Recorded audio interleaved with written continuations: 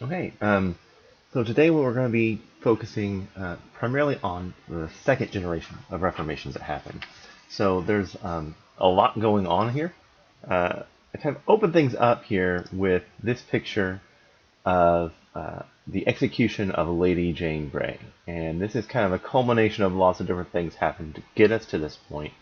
It really kind of speaks to some of the drama. Now, full disclosure, this was painted about 500 years after the fact. It's actually by Paul Delaroche. It is a large painting, still in the National Gallery in London. Um, but I want to kind of open to see some of the drama of where it is that we're headed. Lady Jane Grey reigned for all of 9 days, and it really kind of speaks to, once we get to England especially, this back and forth between Protestants and Roman Catholics and the different character that the Reformation takes once it gets there. But before we get to that point, we're going to back up and we're going to talk about this guy, Philip Melanchthon.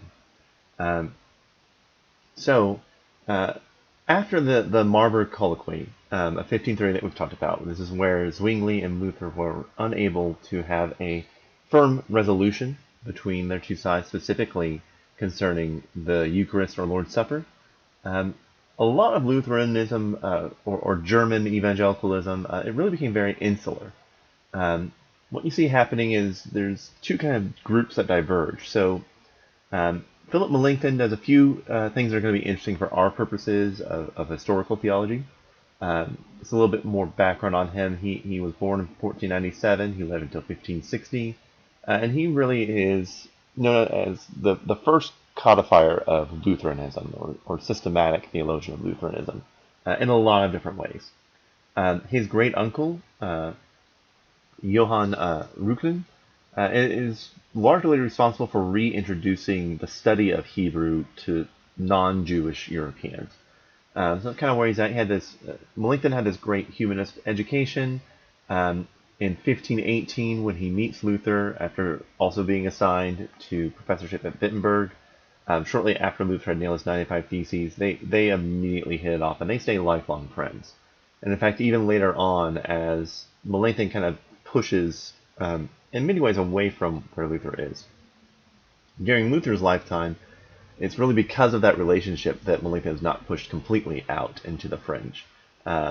So, kind of just a little bit of what's going on here. So, some of the things we've covered some of this time period before, but it's helpful to go over it a little bit. So, in 1521, he publishes the Loci Communes, which are just some basically common topics of theology. The first edition is fairly short. If you really want to know what early Lutheran churches were teaching, this is where you go to find that. Even in translation, it maintains its same name, but this is where a lot of our ideas about Lutheran teaching come from, really, Melanchthon's work here. The idea of law and gospel as the primary vocabulary to talk about salvation and the scripture and that kind of thing. That comes from the Loci communes. So you have that, and then we mentioned before in this class, in 1530, the Augsburg Confession, which was the response to Charles V of the Holy Roman Empire. That is really the work of Melanchthon more than anyone else. So you have that going on as well.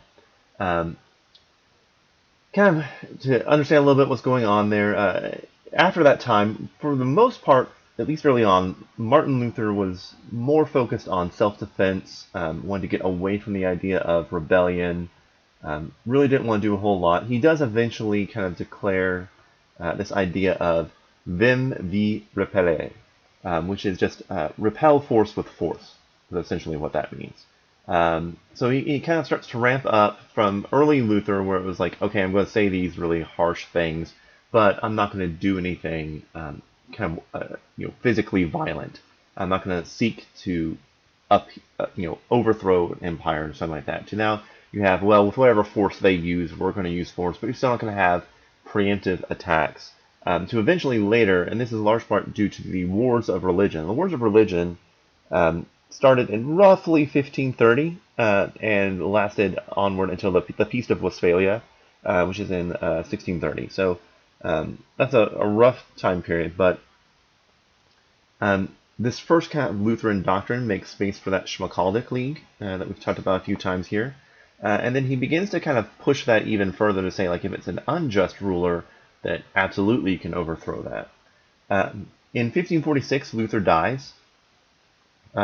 Shortly after that, and that's supposed to be an umlaut. So right there over the U, put that over the U. That's an umlaut. At the Battle of Murberg, the Schmalkalic League really suffers its biggest defeat of up to that point by Charles V, and they kind of start to go into hiding in a lot of ways. And so in 1548, there is what's known as the interim of Augsburg. And the interim of Augsburg, sorry, there should be an S there, Augsburg. Catholicism gets reimposed upon all of these previously Protestant Lutheran territories. And Melanchthon, for his part, pretty well goes along with this.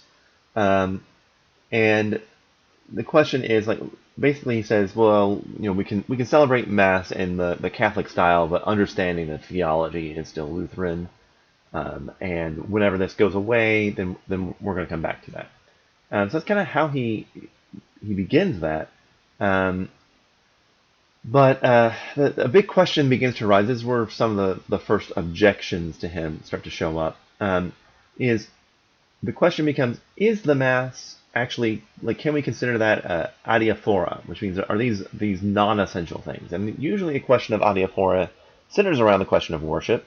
Today it might be like, or if you remember, so like 10, 15, 20 years ago, the big debates between like contemporary versus traditional style of worship that was coming on. Most people would consider that adiaphora. These are non-essential things that we're finding out. So the question becomes, is celebrating Mass in the Catholic style, does that constitute an adiaphora or not? For Melanchthon, it clearly does. So he starts to kind of get pushed out a little bit.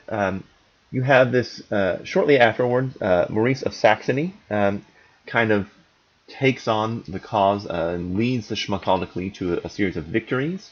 And that ends up leading to the treaties of Passau and Augsburg, where the doctrine, we've talked about this a few times, Quis regio, eos religio, so to the region, his religion, the idea that whatever the prince of that particular region was, whatever he believed, that would be the faith of everyone there, which is kind of this uneasy tension. How much it was, adhered to, probably not very much. I mean, the wars of religion continue on. It is mostly centered around the Holy Roman Empire, so there's still lots of fighting going on there. But when the Peace of Westphalia comes in 1630, which we're not going to really get into today, but when that comes, they do go back to these two treaties, especially the Treaty of Augsburg, to kind of help them craft that. So you have that kind of going on. Some other issues start to happen with Melanchthon. So Melanchthon starts to also, in addition to previously being okay with celebrating the Catholic Mass, he also starts to kind of move more in the direction of Martin Bucer and Ulrich Zwingli concerning the sacraments, which is a really big problem, considering that was the main disagreement that happened after the Marburg Colloquy. Why they couldn't get along afterwards. So Philip Melanchthon starts to kind of move along after that. He dies in 1560. What ends up happening is these two groups within Lutheranism form up. So you have the Philippists, those who are following Philip Melanchthon, and then Gnesio Lutherans, or correct Lutherans as they like to be called. So you get that start to form. Some accusations are levied against Melanchthon that he actually begins to adopt synergism. Now, synergism versus monergism are, again, these terms, even today, they get thrown around quite a bit. A lot of times, synergism is considered almost identical with semi-Pelagianism. Definitely some of the readings. They prefer the term semi-Pelagianism. That comes from this time period when that reading started to come about, versus Augustinianism. And the idea is, for the monergist, salvation is wholly and entirely the work of God. There's nothing else going on there. Melanchthon, it seems, why he's labeled a semi-Pelagian or a synergist, is that he believed that, yes, salvation comes from God, but then there needs to be evidence of a change. And so if there's no evidence of a change, then can we really say that salvation happened. So that's kind of where this controversy is coming from. What synergism usually is taken to mean is that God does most of the work, but there's still a human response that's required. Now, today in modern parlance, that's still what synergist views are considered, whereas a semi-Pelagian would say that maybe you do the initial work and then God responds. Whereas a synergist might be okay saying, well, no, the idea that you see with like Wesleyan Arminianism, which we'll be getting to later on in the course, but that might be considered as a synergistic, but not necessarily semi-Pelagian view. This is kind of the difference between the two. Eventually, the Gnesiolutherans win out, and what we have with them winning out is the Formula of Concord in 1577, which was meant to establish unity among the German Protestant Church, what's now known as Lutheranism. It eventually gets codified even further. The Formula of Concord is expanded into what becomes the Book of Concord at the end of the 16th century there. So that's kind of where Lutheran is, because they're focused so much on this warfare that's going on, that you don't see a lot of differences in theology happening among the Lutherans at that point. So Philip Melanchthon is kind of this figure that kind of stands out in contrast to everyone else. But really a lot of Lutheranism just gets more or less codified together during that time period. So we're going to be leaving Lutheranism and moving into more of that Reformed faith. So we've talked about Zwingli. We've talked about John Calvin in the corner there.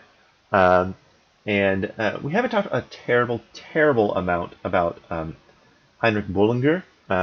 That's him right there. And we talked a little bit about Martin Bucer, but not a terrible amount. So remember, Bucer is the one who kind of took Calvin in under his wing, and Bullinger is a little bit more hardline with the Zwinglianism. So what ends up happening is really after Zwingli's death, there's some real bad blood still between Luther and Zwingli at the time of his death. So following his death, he's killed outside Zurich. Luther kind of makes this comment, "Thus go the way of all heretics," and word gets back to Bullinger about this, and so Bullinger is going to be hardline with his view of the sacrament, which is Zwingli's view of the sacrament, at least how Bullinger understood it as, it is memorial only. Calvin and Bucer, for their part, do try to find a bit of a middle ground. They're not going to go full with the consubstantiation, which you see that terminology coming out a little bit. Instead, they are going to say that Christ is spiritually present. He's always spiritually present. Certainly, Zwingli would say that, but Bucer and Calvin are going to say, well, he's spiritually present in a special way at the Eucharist.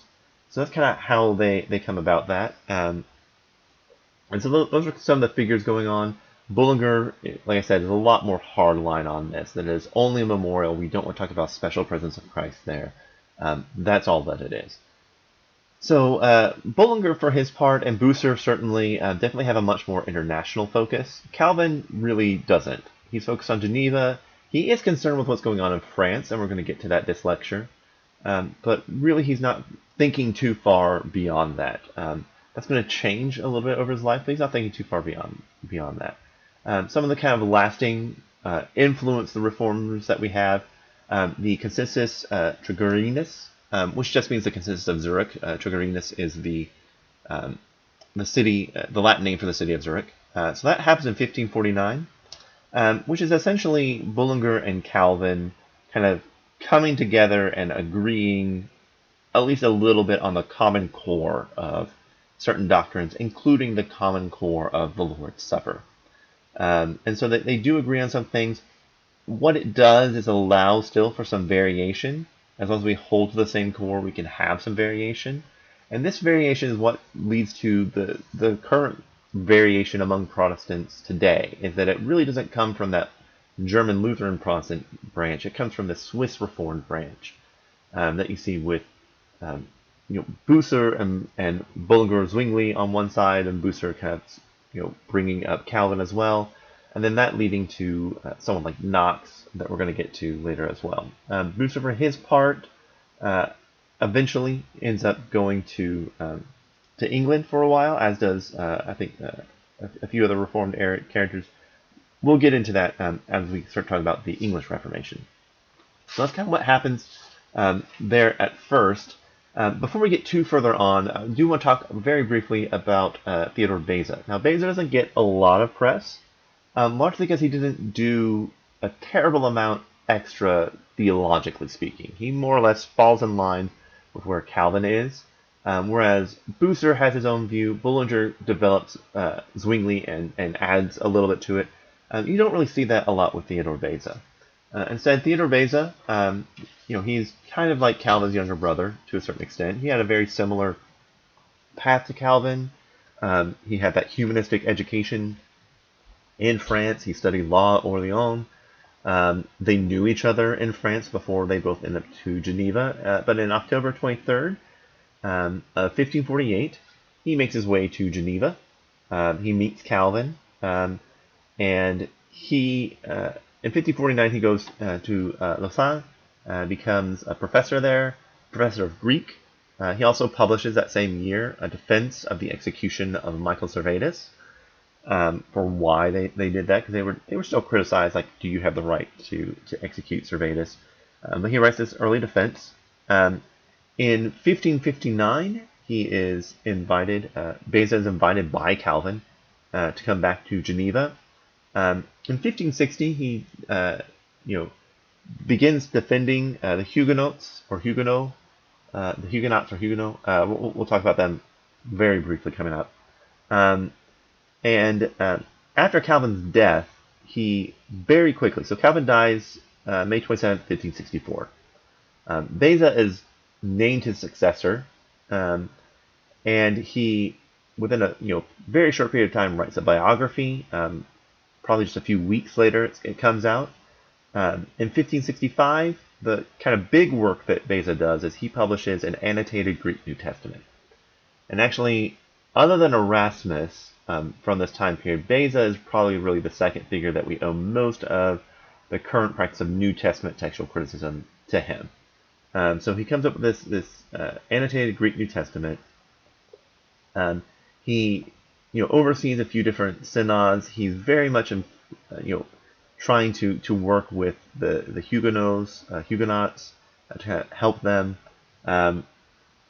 In 1580, he writes an ecclesiastical history of the reforms, and then he does die on October 13th, 1605, in Geneva. The University of Geneva probably owes quite a bit of debt to him. That's more or less what we need to know about Theodore Beza. So some of the other figures, or some of the other events that we're talking about, we're going to talk about the French Huguenots before we get to Anglicanism. Let's talk about the French Huguenots or Huguenots. Either pronunciation is fine.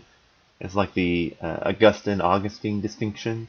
Huguenots probably closer to the French, but as you'll see, they migrate everywhere, so Huguenot is not going to be incorrect here either. So the Huguenots, let's talk about them. So this is a French Reformed group. They wanted to, that for whatever reason they couldn't get out of France. And so what we have here, the two pictures that we have up here, this is just kind of a general depiction of lots of Huguenots.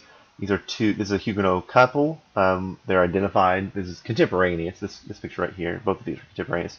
But these are identified as a Huguenot couple prior to a lot of the troubles that we're going to see happen. So that's a lot of what's going on here. So you have the Huguenots. They do account for probably around a tenth of the population of France. We're talking, a couple million people at the time. So they are, significant. They're not overwhelming, but definitely significant in France, mostly around Paris, but they do have pockets kind of other places as well. They're often understood as like this militant group, and we'll understand a little bit about why that happens, but that's definitely not, especially for the more laity, that's not a big point of contention. Francis I, if you remember him, King of France, he was a very humanist, and he kind of, early on anyway, encourages this engagement with Protestantism. But if you remember the affair of the placards, that where Nicholas Kopp, and then following that they have the affair of the placards, Calvin has to flee. This is considered a treasonous act, and so what you have are almost immediately after that. These are Protestants are rounded up and executed. Like they're people being burned outside of Notre Dame, like in the square in front of Notre Dame. And so the focus is on these Huguenots um, during this time period. So they begin to kind of coalesce after this, and their influence, though, is mostly in the nobility. So before we go too much further, we need to talk about a little bit about the French nobility. So three main houses that we're going to be talking about with the French nobility. You have the Valois, the Guy, and the Bourbon. The Valois or Valois family are essentially the ruling nobility. Is where the kings come from. The Guy is the really hard-line Roman Catholic family. The Valois, they are Roman Catholic, but they have that more humanist flair to them, whereas the Guy is, much more stridently Roman Catholic, militantly Roman Catholic. There are, a few different families as well. Some of them are Roman Catholic, some of them are Huguenot, but for our purposes, the one we're going to focus on is the Bourbon. It kind of gives you that idea of what's going on here. So these are the three groups that we're looking at, and we're going to go a little bit into French history, not terribly, but just to understand what's going on here. So in 1560, you have what's known as the Amboise Conspiracy. So Henry II, who is King of France at the time, he dies actually in a jousting accident. They are, like the sport jousting. This is not in warfare. So in the sport of jousting, like a splinter gets into his eye from the joust that comes apart. He dies from this. And so his son, Francis II, is named king, but he's only 15 at the time. So he's not going to come into power until he's 18. That's the year of majority. So he's 15 at the time.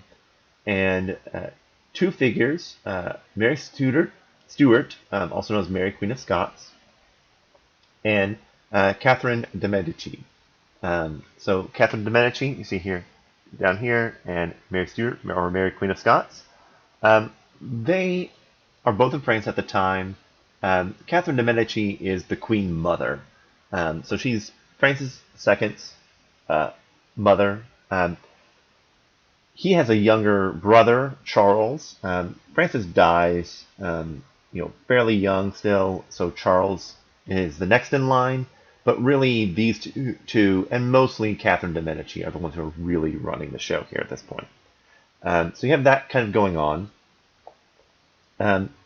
During this time, you have what's known as the Colloquy of Poissy, and this is an attempt by several Huguenots, and Theodore Beza is where he comes on the scene, actually try to come in and establish a little bit of common ground. It fails, as most of these colloquies do during this time period. Also during this time, so while you have Catherine de Medici, who's part of the Valois family, while she is more or less ruling by proxy during this period, the Bourbon, the Protestant group, they are still beginning to exert a little bit more influence, and this begins some military conflicts between the Bourbon and the Guy, or some other groups, and so all that's going on. And then you have another incident that happens the following year, 1562, with Francis Guy. He's part of the House of Guy.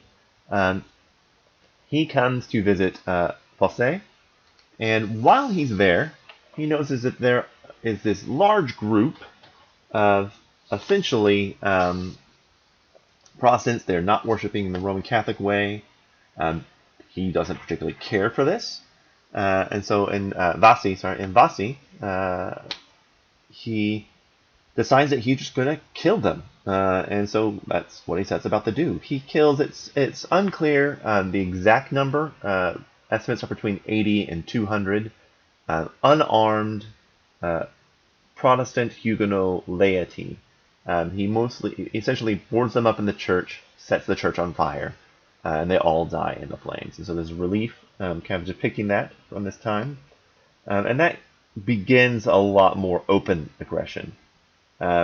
Really from 1563 onward, you have the French Wars of Religion, which are part of that greater wars of religion. So the French Wars of Religion, really, it's about 8 distinct civil wars, but like this kind of kicks off a lot of those. So that's all going on as a result of that. And then you have a few other things that happen. So an edict of Amboise is issued in 1563. It's essentially a ceasefire, but it's pretty ineffective. And so the French Wars of Religion continue. And then you have this guy show up on the scene.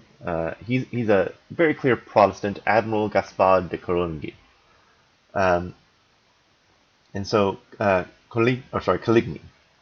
So Gaspard de Coligny comes on the scene. He is a friend of the French king at the time, who's now Charles IX. And he proposes a marriage between the sister of Charles, Princess Margaret, Marguerite, and Henry of Navarre. This is Margaret Navarre's relative here. So, the Navarre name should ring a bell. Henry is definitely Protestant, and Princess Margaret is definitely Roman Catholic. So, as you can imagine, the Guy family is not all about this. The Valois family seems fine with it for the most part, but the Guy family is not okay with it. So, the Guy family approaches not Charles, but Catherine de Medici, the Queen Mother, and they ask him, like, would it be okay if you just removed some of the protections that are on Admiral Coligny during this wedding? And so she agrees. She arranges for him to be executed during the wedding. Now, weddings were not a single day event, especially royal weddings. These were like a week-long event. So during the week that comprised the wedding of Margaret and Henri, you have the Admiral de Coligny is essentially walking down the street, and he is shot from a second-story window. Doesn't kill him. He's shot. So his followers kind of grab him and they drag him into another room, bring him up into the second story of an inn, and this French mob descends upon the inn. They bust down the door. They find him there, kill him. They kill him. They take his body, castrate him, and throw him off the second floor onto the street below. And this results in what's known as the St. Bartholomew Day Massacre. So you have hundreds, possibly thousands, of French Huguenots who are slaughtered during this time period. So for a long time, and really, we're talking for several months afterward, anyone who's even accused of being a Huguenot at this point is killed. So we're talking probably around, there were at least 25,000 parents that were killed. They end up fleeing and going everywhere. You don't really have a lot of Huguenots that stay in France. Even the ones who couldn't afford to, they figured out ways to get out. So they're going as far flung as North America, South America, including places like Brazil, South Africa, all over the place. You have these Huguenots who come out as a result of this. So this is a big deal that happens. For his part, Henry of Navarre, the concern among the Guy was that he would try to take the throne. And sure enough, in the 1590s, he moves to take the throne. And he actually launches a very successful military campaign. And he is kind of on the verge of conquering Paris. And he converts to Roman Catholicism. And there's a lot of debate about why he does this, because he clearly didn't need the support. It doesn't seem to. It seems they thought that probably to solidify his power or to maintain it long term, that he would eventually have to convert. And he's often credited with saying Paris is worth at least a mass. That's kind of how that's done. So that pretty well concludes our story with the French. Like I said, Calvin and then later his successor Beza, they do try to exert more of their influence upon France, but it really doesn't take root there. Instead, the Huguenots end up having to flee. So what we're now going to be moving into is England. And so Bullinger and Bucer are definitely much more concerned with England and Anglicanism. But the character of the Reformation is very, very different in England than it is in the rest of the continent. In part, you don't have a lot of the same abuses in England that you do have in the rest of the continent. So um, the church in England, for its part, tends to be pretty good about rooting out abuses. Its clergy tends to be, pretty well educated. So you don't have a lot of those issues. So it really is much more political intrigue. So before we get to the main political intrigue, we're going to back up a little bit and talk a little about what's known as the War of the Roses, Wars of the Roses.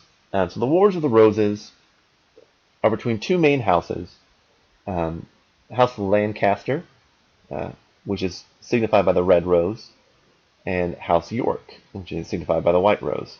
Now, the terminology, Wars of the Roses, and the symbols of the roses, there was some of that early on, but it really took root due to much later during the Elizabethan period that we're going to get into, due to the result of Shakespeare. He wrote a series of plays, Richard III has a series of good features, Richard II, but those kind of things that really speaks to the Wars of the Roses.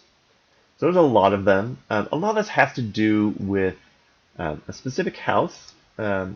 So the Plantagenet family, and this is a kind of a complicated history. Don't know that you can necessarily make all this out, but this is kind of a complicated history. Some of that, this is part of that. So the House of Plantagenet, and those two houses, House of York and House of Lancaster, which according to some reports, the Game of Thrones is fairly loosely based on that, the Song of Fire and Ice. Really loosely, but you could possibly say like Lancaster or Lannister, and Stark is York, and things like that. So, at any rate, this is what's going on. In 1485, Richard III and Henry VII meet on Bosworth Field for their battle. And this is the kind of famous line in Shakespeare's play Richard III, a horse, my kingdom for a horse. It is basically, if only I had a horse, or I'm going to lose my kingdom for lack of a horse. So he's defeated by Henry VII. He's killed. His bones were actually only recently discovered there. So actually under, I believe it was a parking garage, if I'm not mistaken. Something to that effect, anyway. But his bones were recently discovered. Henry VII has a fairly weak claim to the throne. He was kind of like the Lancasters' last effort at the throne. He is essentially, prior queen had an affair with a man named Jasper Tudor, and that's Henry Tudor, who becomes Henry VII. That's who he is. So fairly weak claim. So to kind of help shore it up, you have right here this Henry VII. He marries Elizabeth of York. So you have someone from the House of York, who Henry marries, and they marry, and they have a son, and that son is Henry VIII. The younger picture of Henry VIII, probably not the one that you're most used to. So Henry VIII rules beginning in 1509. The War of the Roses, Wars of the Roses, is from 1455 to 1487. Henry VIII succeeds his father, and in 1509 comes to the throne, and he is a strong Roman Catholic, like hardcore Roman Catholic. In 1521, he actually writes Defense of the Seven Sacraments against Luther, and claiming that there's only two sacraments. This earns him the title Defender of the Faith, a title that the monarch of England holds to this day, although what the faith is has changed. He really doesn't like William Tyndale. So William Tyndale's this guy here. This is Henry VIII, a little bit older, and fatter for his part, but he really doesn't like William Tyndale. So Tyndale and he, like I said, they don't get along very much. He ends up having to kind of run for his life at one point. It's true that some of the followers of John Wycliffe, the Lollards, were there, but they were still kind of a fringe group at the time. So that's all kind of going on simultaneously. We'll come back to a little bit about what happens with Tyndale. Um, but we're going to talk about some of Henry's wives. So he had 6 wives. Those are them up there. So the first one is Catherine of Aragon, right here. Now, Catherine um, was initially she came to marry Henry's brother Arthur, but Arthur dies very soon after their marriage.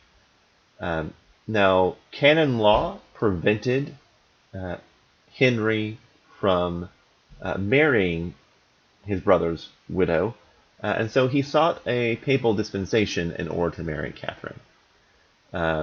Papal dispensation is granted, and so they're married from 1509 to 1525. She has several miscarriages, several children die in birth. She does have one child that survives to adulthood, Mary Tudor. Uh, she's going to come back later. So she has this one child that survives to adulthood, but there's no male heirs. And this is a problem for Henry because his father had such a weak claim to the throne that he really needs a male heir. They really need 3 generations of male heirs to secure their house. So, starting around 1525, he has what's often referred to as his scruple of conscience. Now, the Deuteronomy passages in the Old Testament say, more or less, it's okay. In fact, that it's part of your duty to your dead brother to marry his wife or to have a child with his wife. The Levitical Code specifically says, do not marry your dead brother's wife. If you do, the marriage will be childless. And so, for whatever reason, Henry gets hung up on this. And is very concerned that perhaps God did not approve of his marriage. And so this leads to a bit of a crisis, though. He at the time he meets Anne, Anne, that's the second person right over here, Anne Boleyn. He had known her sister and actually had an affair with her sister for a while before her sister ended the affair and they got married. And so he meets Anne Boleyn, and there's a couple things that happen here. One, he is feeling guilty about having married his brother's widow, and believes that biblical law supersedes the canon law. Now, the problem is the Pope had made a dispensation because it was excluding canon law, but the Pope can't make a dispensation for biblical law. So that there's that conflict going on there. And then you have Anne Boleyn, who says that they have a love affair, but it's not physical. In fact, she says it will not be physical until you are able to, end your current marriage and marry me. And so this kind of lights a fire under him, more or less. And so he makes an appeal to the Pope. And in 1529, you have what's known as the trial at Blackfriars. And his appeal to the Pope is, look, I should not have married Catherine of Aragon, or Aragorn. The issue with that is that Catherine is very well connected. So she is Charles V, the Holy Roman Emperor, his aunt. She's connected to the monarchy in Spain. They're not going to, depose of her. At the same time, Henry's a very powerful figure. They don't want to upset him either. He has just earned this title, Defender of the Faith. And so they start this trial at Blackfriars. And the cardinal is more or less told, don't issue a verdict. And so they start the trial. Summer starts. There's some high drama stuff that happens. Catherine says, we never even consummated the marriage before your brother died, so it doesn't matter. There's a lot of things like that going on. So the trial starts. It's put on hold for the summer, which was a normal thing. It's hot in the summer. They don't want to be indoors in the hot robes and all that kind of thing. So the cardinal leaves, and he never comes back. This is known as the embarrassment of Blackfriars. So Henry in 1531 issues a praemunire claim against clergy. And this is usually used to say that look, you can't make an appeal to some foreign government while you're in the shores of England. Um, so the primary against the clergy is essentially saying you can't make an appeal to the Pope, you answer first to the king. Um, that's what he does first. He actually closes a lot of monasteries. And then in 1534, the Pope is still not letting an annulment or a divorce or anything like that go through. And so in 1534, the king declares the Act of Royal Supremacy, which states that the king is head of the Anglican Church, um, and that essentially gives Henry the authority he needs to circumvent papal authority. So he dissolves the marriage, he marries Anne Boleyn, um, and a number of things begin to happen as a result of this. Henry, for his part, it seems pretty clear that he essentially wants Catholicism without the Pope. That's a hard sell, since the Catholicism is the Pope. That seems to be what Henry wants. He wants to more or less keep the faith as it is. He likes the seven sacraments. He likes all the theology. He just wishes he didn't have to answer to a Pope. He doesn't really want to answer to anybody.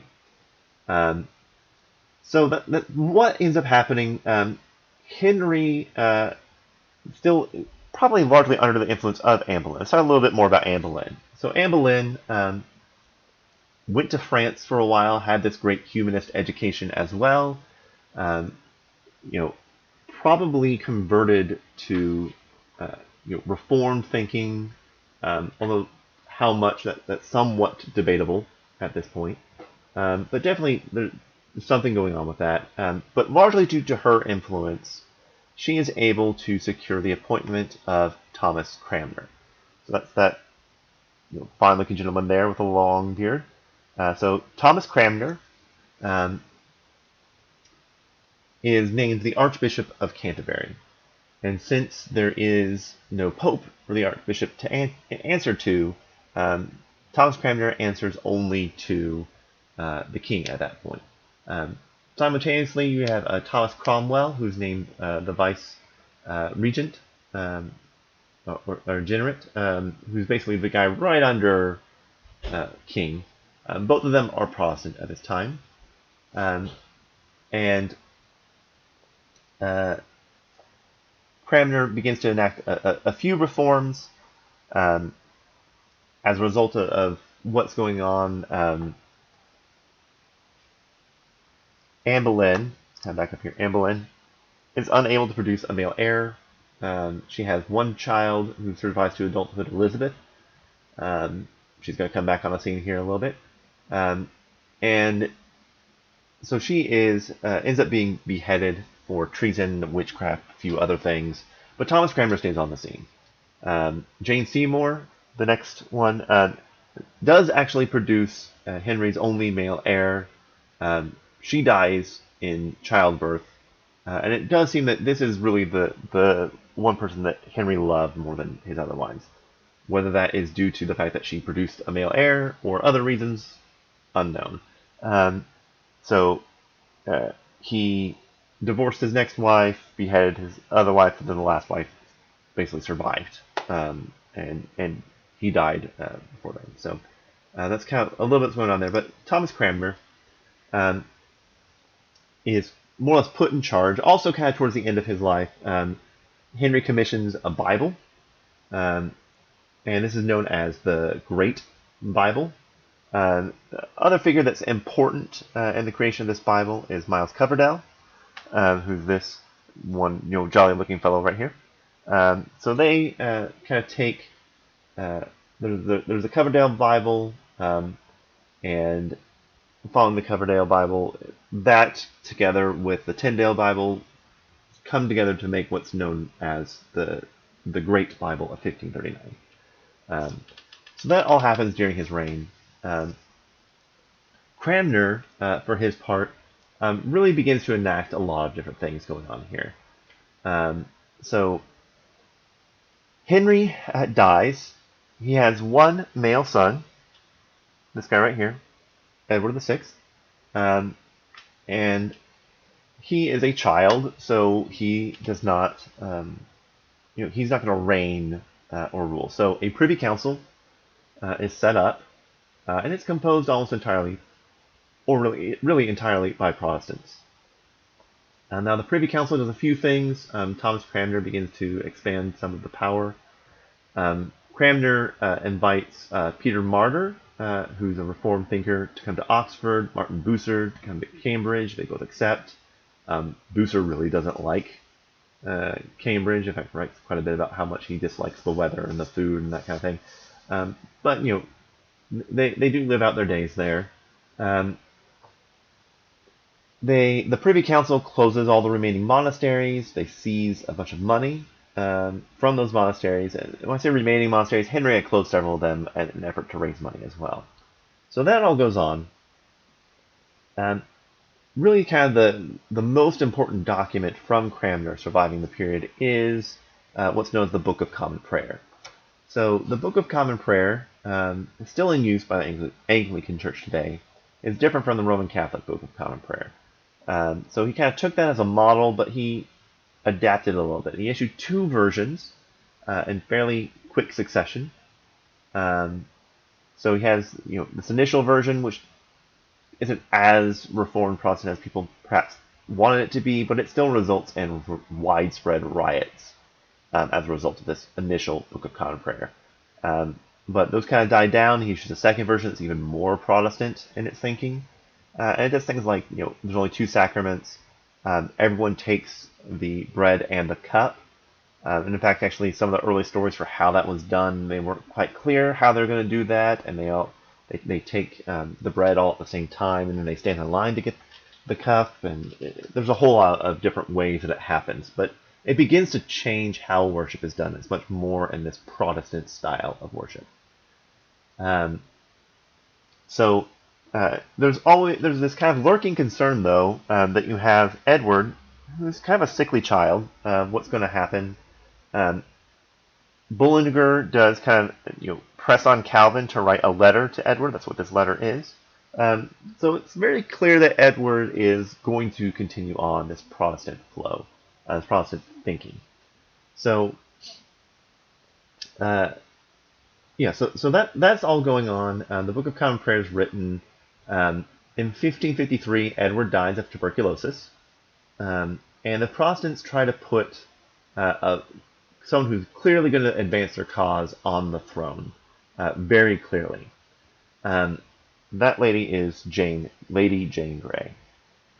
Now, the problem with Lady Jane Grey, she's known as the 9-Day Queen,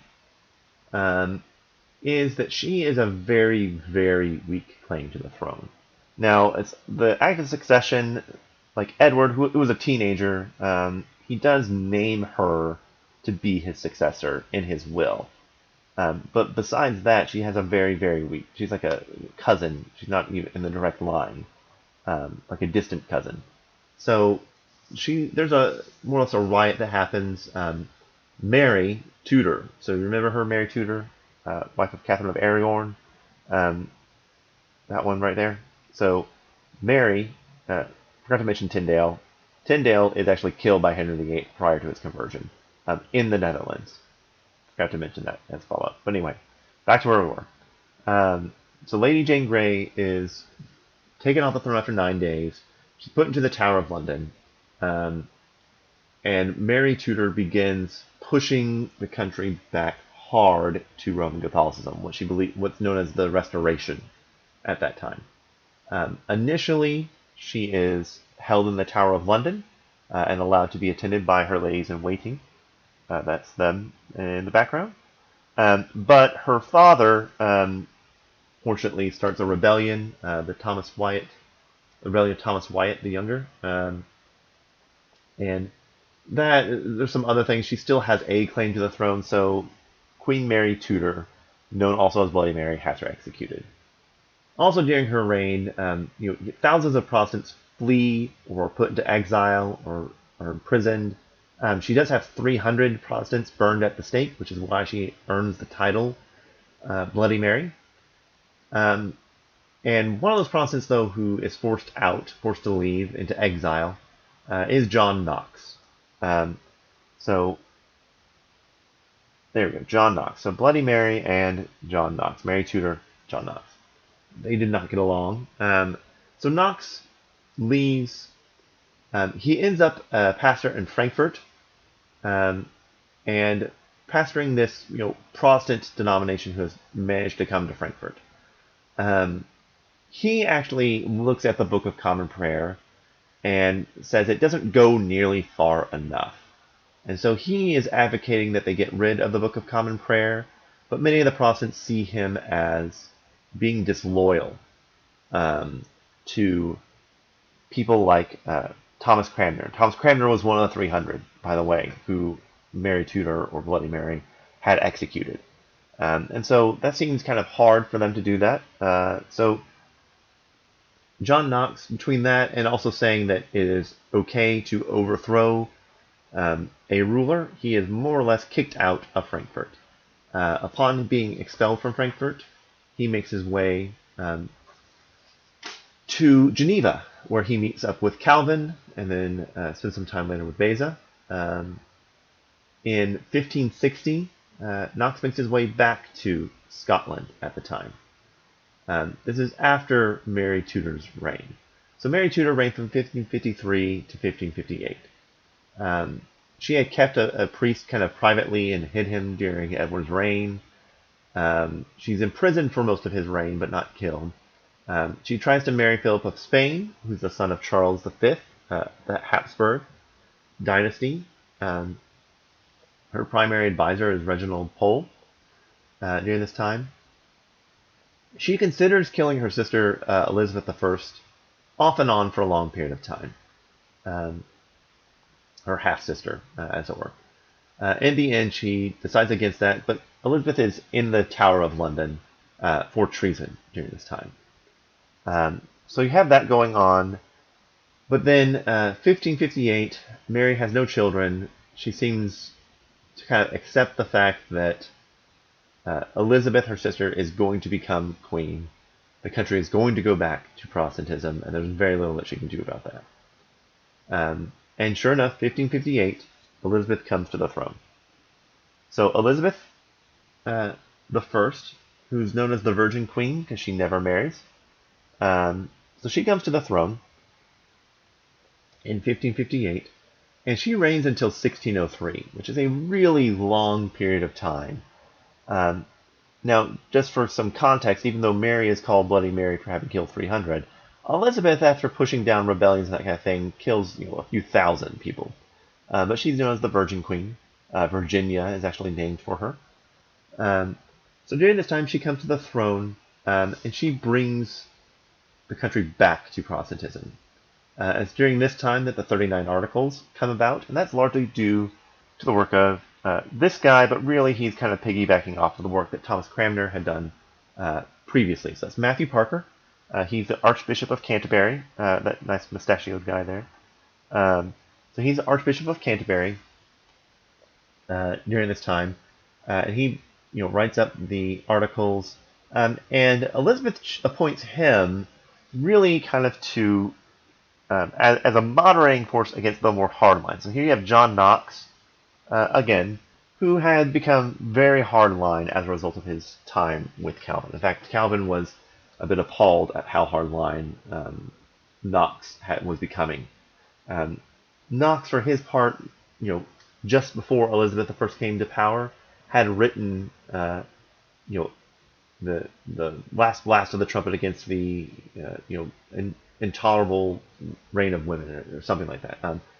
Basically, this polemic against women rulers, saying that they couldn't rule. No one agreed with John Knox. There's some question about whether or not women could have ruling power in the church, whether they could be pastors, deacons, ministers, that kind of thing. But at this point, it was not really questioned that women could be rulers. That was more or less a settled issue. So Knox is kind of seen as this hardline guy. He never retracts that. He just stops talking about it when Elizabeth is enthroned. So the person that Knox is talking to is actually Mary Stuart, who's also known as Mary Queen of Scots. I saw her earlier in France. So Mary Queen of Scots also has a claim to the Scottish throne, and might make a claim to the English throne. Elizabeth seems very hesitant to kill her sister, or, half sister, though. So she holds off for a very long time, and that's John Knox kind of scolding her, as it were, is what's depicted there. Um, but eventually, she does have to kill Mary Queen of Scots because she keeps starting rebellions and keeps trying to have Elizabeth assassinated. So for that reason, she is killed. Elizabeth has this fairly lengthy reign. Um, but what happens is because you have these hardline people like John Knox um, on the one hand, and you have this more moderating force with Elizabeth and with Matthew Parker, um, that they're seen as kind of more conformist, is what the name becomes. They're the main line, they're the Church of England, whereas what you have in Scotland is very much, modern day Presbyterian and the Church of Scotland are almost synonymous. Um, and in England, you have this kind of conflict between those who think that they should be more reformed, who eventually end up being labeled nonconformists, and those who are okay with this more moderating influence. And those nonconformists are going to end up, diverging into multiple groups, one of which is going to be the Puritans, and then eventually Baptists and other groups like that also come out of these nonconformists in one way or another. And that's what we're going to be talking about next time a little bit. So that's what we have for right now. And we're going to have some discussion question about some of the different writings and that sort of thing on the Canvas site as well.